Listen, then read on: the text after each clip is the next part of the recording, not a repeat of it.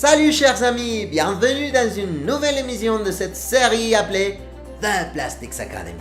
Avez-vous déjà remarqué que certaines boissons gazeuses ont une date de consommation préférentielle? Est-ce que cela changera son goût après le passage du temps dans la bouteille? Les bouteilles de boissons et de nombreux récipients en plastique sont perméables à l'oxygène, de sorte qu'il n'est pas une mauvaise idée de recommander une date de consommation pour les produits emballés avec des polymères. Si bien ce phénomène ne se produit pas rapidement, nous trouverons qu'une bouteille de polyéthylène terephthalate comme celle-ci laisse passer jusqu'à 36 fois la quantité d'oxygène que le polychlorure de vinylidène de cet emballage de pâté permet. Saviez-vous que le polypropylène de cet emballage laisse passer jusqu'à 16 fois plus d'oxygène que le PET de la bouteille? Alors, quel est le plastique qui laisse passer moins d'oxygène? L'éthylène alcool polyvinylique utilisé dans les réservoirs d'essence est le plastique à grande échelle disponible dans l'industrie qui a la meilleure barrière à l'oxygène, suivi du polychlorure de vinylidène trouvé dans les paquets de pilules médicales et, comme nous l'avons dit, sur l'emballage de pâté. Cependant, ces matériaux n'ont pas une forte résistance mécanique.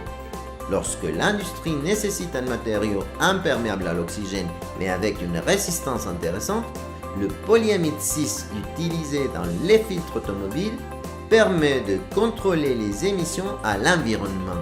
Mais le polyamide, est-ce qu'il n'est pas très coûteux pour fabriquer un filtre automobile?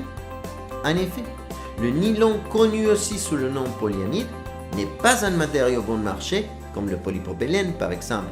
Cependant, en cas de vouloir le remplacer par ce dernier, nous trouverons que le passage de l'oxygène augmenterait environ 129 fois.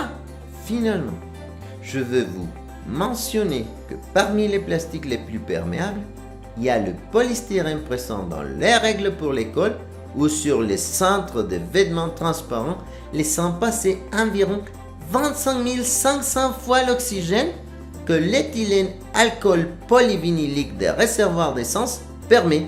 Saviez-vous que les sacs de céréales sont difficiles à ouvrir, et cela à cause de plusieurs couches de polymères différents qu'ils en ont afin de réduire la perméabilité à l'oxygène et conserver ainsi les propriétés de la nourriture?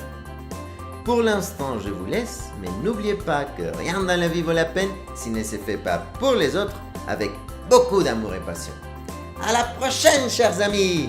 Au revoir!